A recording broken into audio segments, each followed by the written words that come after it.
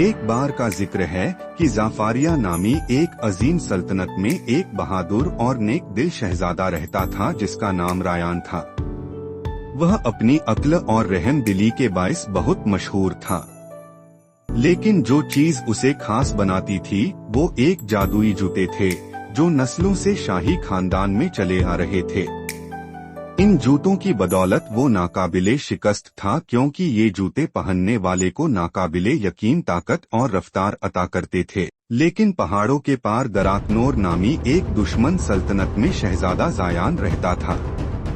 वो ताकतवर और चालाक था लेकिन साथ ही बहुत लालची भी था।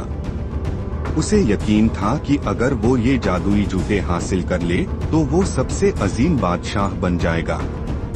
उसने एक खतरनाक मंसूबा बनाया कि शहजादा रायान को धोखा देकर जूते चुरा लिए जाएं। एक दिन जायान एक ताजिर के भेस में जाफारिया पहुंचा। वो अपने साथ सोने का एक खूबसूरत संदूक लाया जो नायाब और कीमती खजानों से भरा हुआ था। अजीम शहजादा रायान, मैं दूरदराज के इलाकों से कीमती तोहफे लाया हूँ। बदले में मैं सिर्फ आपके जादुई जूते की ताकत देखना चाहता हूँ, जायान ने इज्जत से कहा। शहजादा रायान, जो बहुत नेक दिल था, धोखा न समझ सका और जूते पहनकर ताकत का मुजाहिरा करने के लिए तैयार हो गया। लेकिन जैसे ही उसने पहला कदम उठाया, जायान ने एक जादुई जाल उस पर डाल दिया। ये जाल इतना ताकतवर था कि जादुई जूतों की सारी ताकत खत्म हो गई।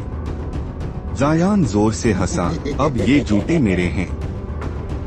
मैं अब दोनों सल्तनतों पर हुकूमत करूंगा। उसने जल्दी से जूते पहन लिए और दौड़ने की कोशिश की, मगर जूते काम नहीं कर रहे थे। जितना भी जोर लगाया, जूते बिल्कुल बेजान रहे। गुस्से में आकर उसने शहजादा रायान को हुक्म दिया, मुझे बताओ कि ये जूते काम क्यों नहीं कर रहे। शहजादा रायान, जो अब जाल से आजाद हो चुका था, मुस्कुराया और बोला, असल ताकत जादू में नहीं बल्कि दिल की नेकी में है। ये जूते सिर्फ उसके लिए काम करेंगे जो बहादुर, नेक दिल और सच्चा हो। ये सुनकर जायान को अपनी गलती का एहसास हुआ। वो शर्मिंदा होकर जमीन पर गिर गया और माफी मांगने लगा।